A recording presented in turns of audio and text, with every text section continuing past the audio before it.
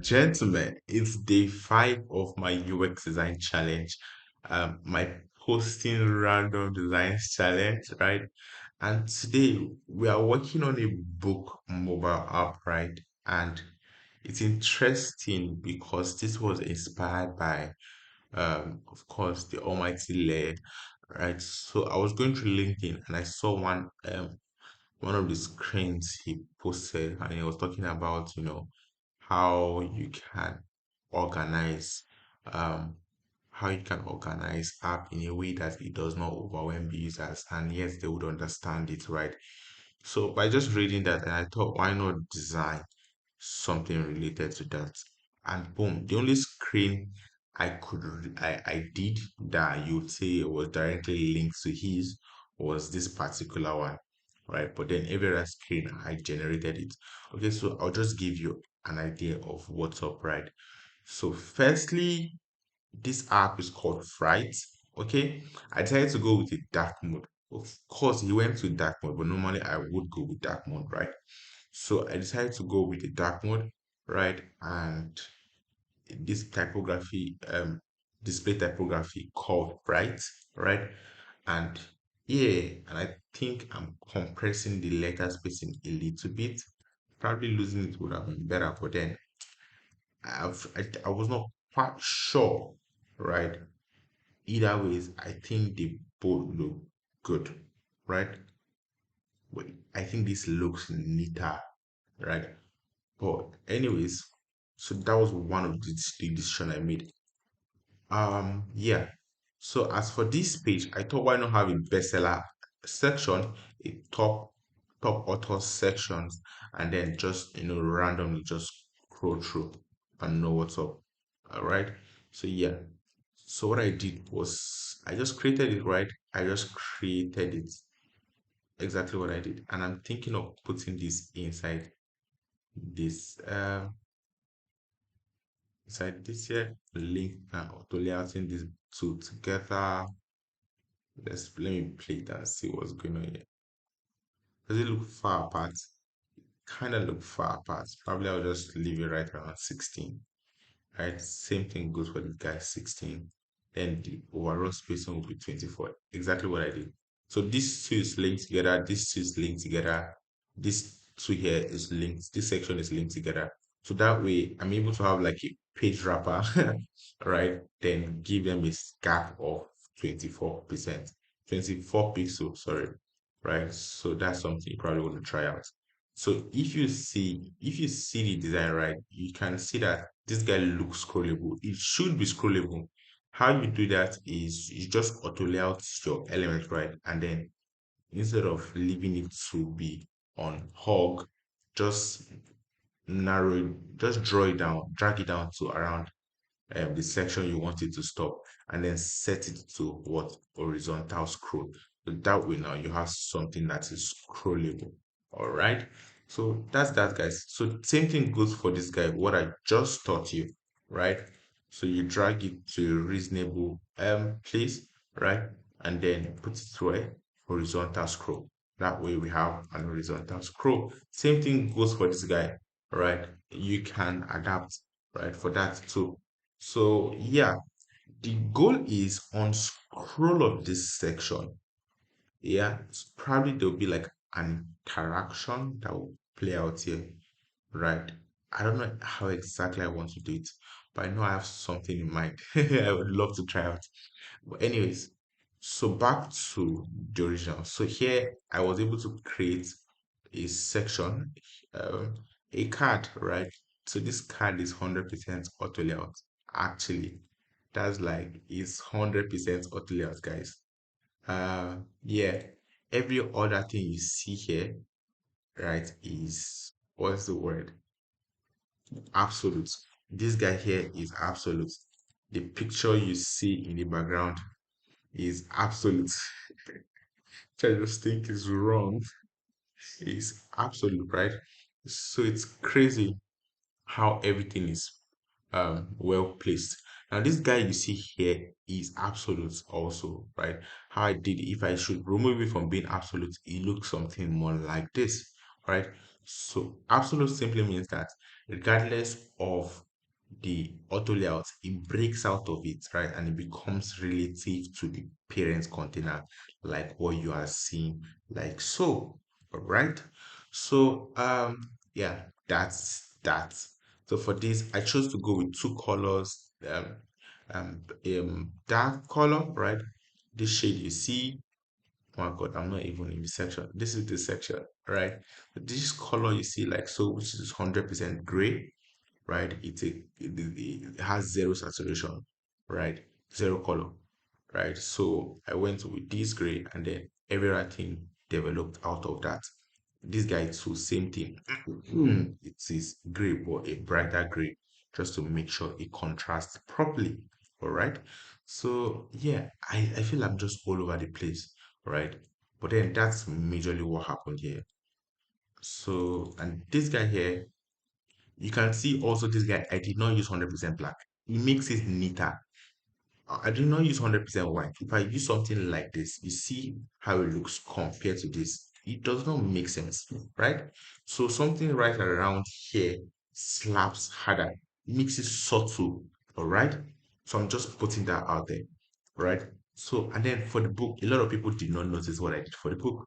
I think it's really good, right? Check this out. I just went to the main component, right? Because I created a component out of it. So when I change this every in it changes every other places, all right? So what I did here was the frame to which I placed the image inside of, right? I made that frame what inner shadow. So you see, it's now looking like a book, right? I think if I'd like maybe reduce the spread, it probably will look better. You get. Oof, this slaps.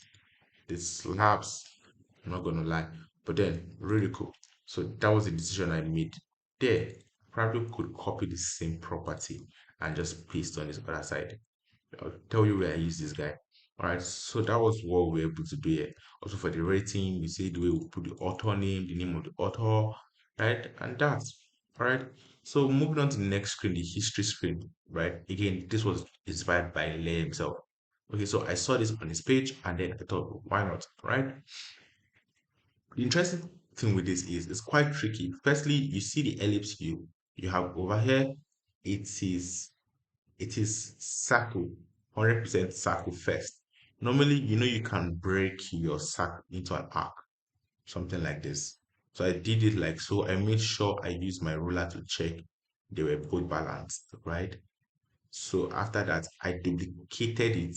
I created another one beneath it and then gave it what? A gray color. You see? Give it something gray like this. Now you can see the one at the top has a gradient. It can't like just blend. I think that's a brilliant implementation. It also has a drop shadow, which I feel like does not work 100% best yet. It would have slapped harder if there was no blend, right? Not even if there was no blend. If yes, something more like this.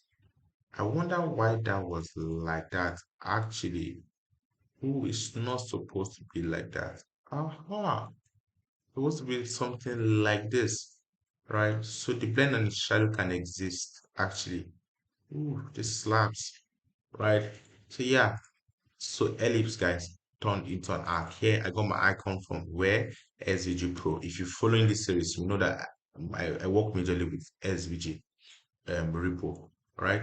So this guy here, similar thing done here, but just that this time I have like an eclipse behind of it, right? I might as well, I could have easily used a frame there, but then, just keeping it what, uh, so this is the component, this fragment. This is the component here, right? Was I even supposed to use a component? No, I wasn't, right? Because then I was trying to change you know, the completion, what's the word, meter of each of them. Only only F and S was completed. I personally think the ones that completed should be brighter than the ones that wasn't, right? So you could just increase the brightness a little bit, right? You can also see there is a gradient. You can do well to increase the gradient just a little bit as you keep it subtle. So that way it works best like this. Actually love it. All right, so there is the adjust goal and then the set new streak. Right, in case you want to adjust your goal and set new streaks. Right, so continue reading. So the last book you dropped off with, this is a good section, right? For that, what I did here was simple. I have like an auto layout, right? That is serving as a frame. Of course, I already told you guys, an auto layout is just a frame with superpower, right? So I used that and then I used the rectangle, but the rectangle this time was made absolute. Of course, if it's not absolute, it's not gonna work, right? So it gotta be absolute, absolute. All right. So I did that. Also, same thing for the text, the foreground text, right? I what made sure that it was visually contrasting. The name itself is not white. I use a shade of gray, right? So you see, this way it is subtle. It is not harsh in the eyes. Now this guy here, I used um what's the word? A darker shade of white just because I wanted it to contrast. So it's a complementary text. It's supposed to know content in terms of color. So little things you guys need to pay attention to that makes your design really neat. Right. Of course, same thing goes here. Again, this is not even supposed to be white. Right? So that's a wrong move there. So you could as well just make it F7, F7, right? So yeah, and then this made it subtle, right? It's supporting, it's complementary, it's inactive rather. So it shouldn't be shouting like this, obviously, and then completed. Probably should even have like a tab too for reading. What do you guys think? Yep, I think I should. So we have both like this, but it's not looking like so many things going on. But this guy does not even have to be. Think about it. What if it's like this? All right, slaps. And what if this guy is like this? Like is like this, but then this black is actually like popping out. You see? Slaps. All right. But what happens when it becomes 100? And again, I'm using a Space Grotex font there. That's like terrible idea. So I forgot to change this. You know, sometimes I just copy some of my elements around. So if it's 100, it can actually be like this and it will work. What if it's 1,000 book? I think we'll just turn it to 1K or 1.1K Twitter formula. But then I think it's a brilliant idea to have a counter. It just helps motivate you, like, your progress. The idea is to track, right? So having numbers like this actually do you good in terms of motivating you, right? So you know what's up, right? So yeah, same thing goes for this and everything you see here. So this particular section, you can see that the details here, there's an overlay beneath it. So as you're scrolling, everything just unfolds, right? So this guy here, same thing. I have the rating going on here, right? And yeah, just so you know, this other guy too, I also have linear gradients going on there.